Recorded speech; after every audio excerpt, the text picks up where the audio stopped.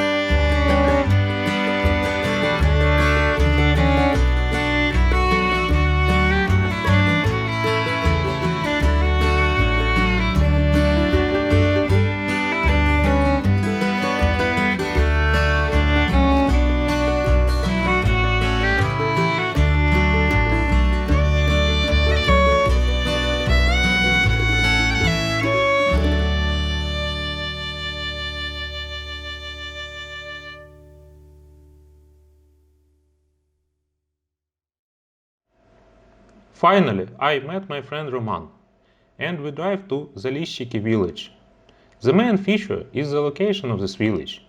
It seems that it is located on the island or peninsula, but this is just how the Dniester river flows. We stopped at the viewpoint to take some photos and videos, also decided where we will stay for the night. And after a short rest we drive to the real mountains.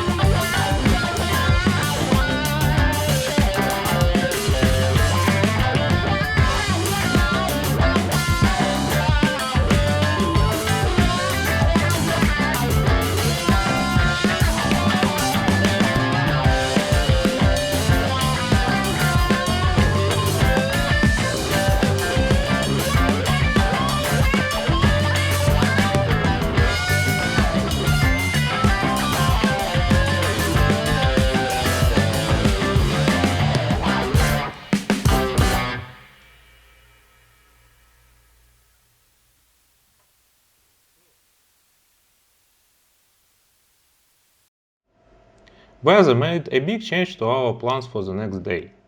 If the previous day was sunny and temperature was about plus 30, but now the temperature dropped to 10 and we faced some rain. None of us was really ready for this, so at first we rode to the nearest market to buy some clothes for Roman.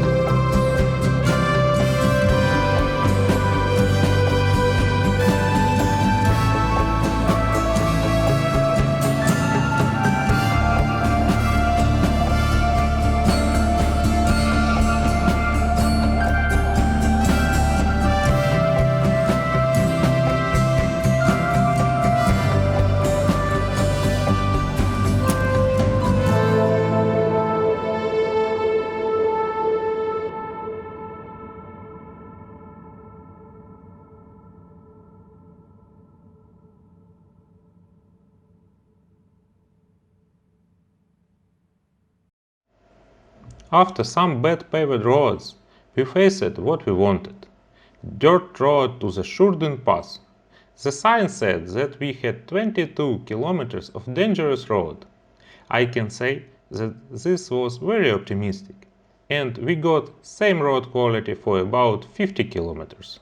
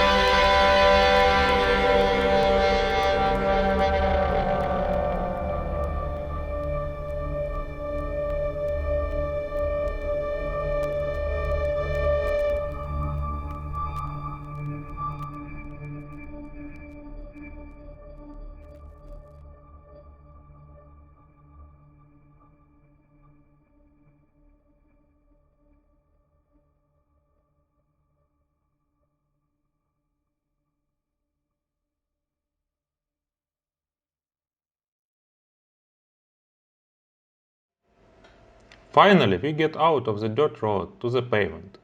We stopped for dinner and decided to ride to our homes. At noon it was still raining and about +12. I realized that at night the temperature might drop to 8 or even less, and I was not ready for that. I did not take any proper camping gear for low temperatures, so I made a decision to drive home. I was about 600 kilometers away from home. Time was about 2 p.m. First I thought that when I left the mountains, the rain would end and it became warm. But I could see the sun only when I managed to get to the final highway to Kiev. It was about 8 p.m. and I was about 300 kilometers away from home. But at last I managed to do everything that I want. I came back around 2 a.m. next day, tired but happy. My second trip was to the southern part of Ukraine. First, I want to see one lighthouse located where the Dnieper River flows into the Black Sea. Also want to ride in the natural reserve and visit only one desert in Europe. And also anything else that I can find. This ride was planned as a scouting ride. See what interest we have in southern Ukraine and later return and check more closely. As usual, almost half of a day is spent on highways and smaller but boring roads. Except that couple of times I faced big trucks going in front of me. The most scary one has a white harvester. Also, the road led me through the Yuzhno-Ukrainsk city with one of Ukrainian atomic power plants.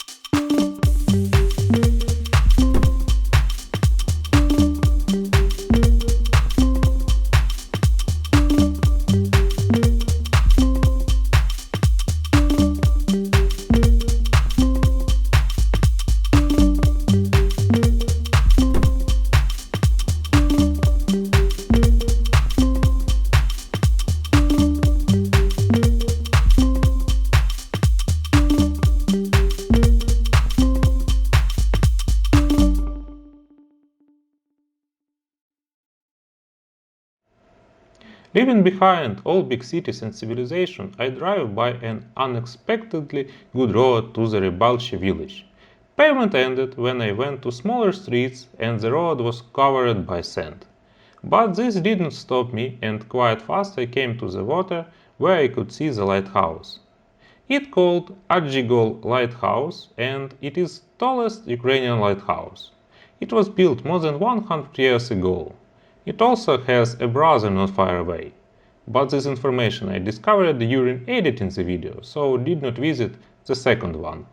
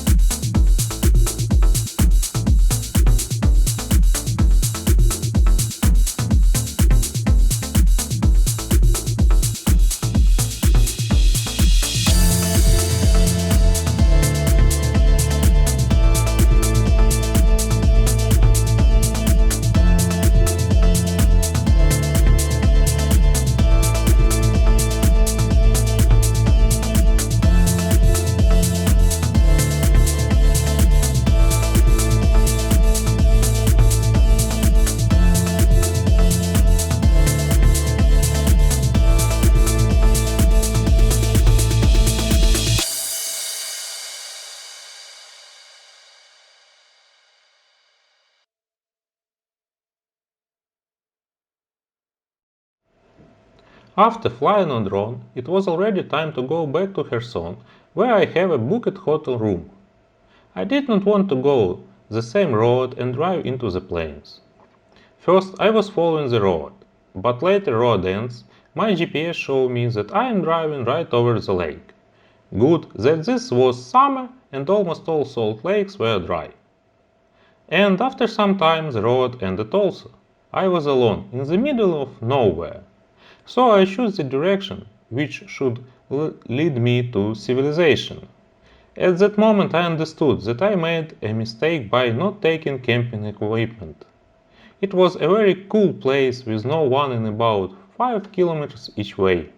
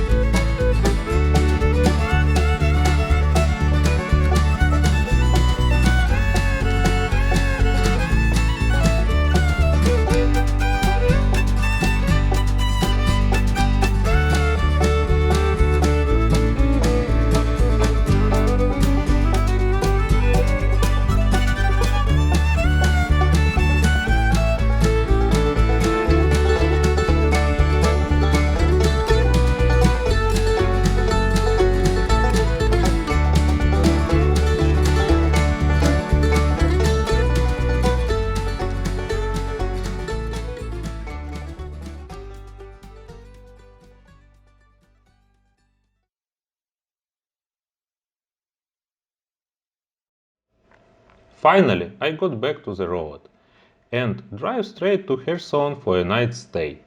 It was a very long day and next day promises to be almost the same. Second day of my trip started by driving the same road from Kherson as on the first day. But on one turn I turned right instead of left and followed to the Oleshki sands. It is only one real desert in all Europe and it is located in Ukraine. Oleshki sands is a quite small desert, around 10 kilometers in diameter. First, I tried to enter by some kind of official entrance, but unfortunately officially it is not allowed to ride inside on motorcycles, so I just turned back and rode to search the unofficial entrance.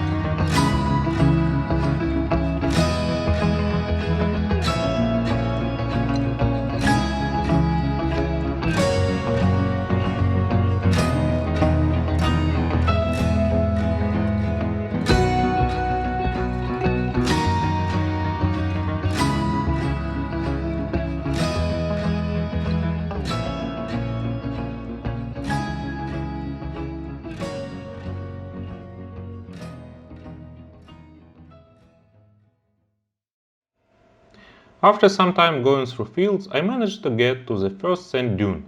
No signs around, so why not to go inside? But reality disagrees with me. Bike stuck in the sand after a few meters, and the hard work began.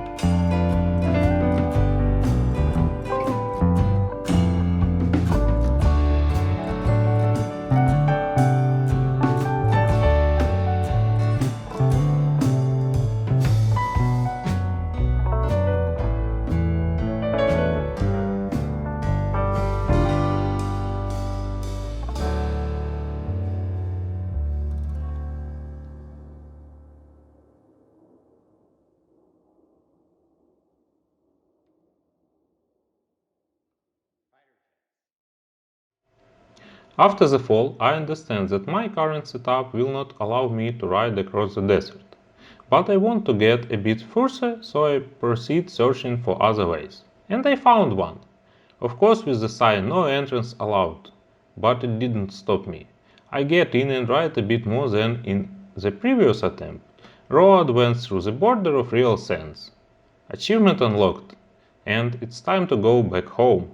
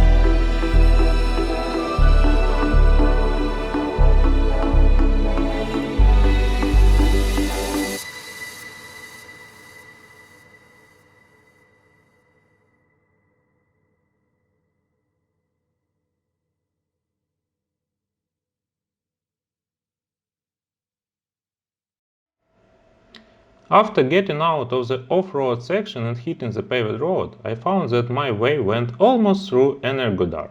It is the city where Zaporizka atomic power plant is located. I could not miss that chance to see it and decided to go there. Zaporizka atomic power plant is the biggest Ukrainian atomic power plant. It has 6 power blocks, each one generates 1 million kilowatts. It is also the 6th biggest atomic power plant in the world. On the city entrance, I faced a quarantine sign and a military guy. We looked at each other and I got inside the city.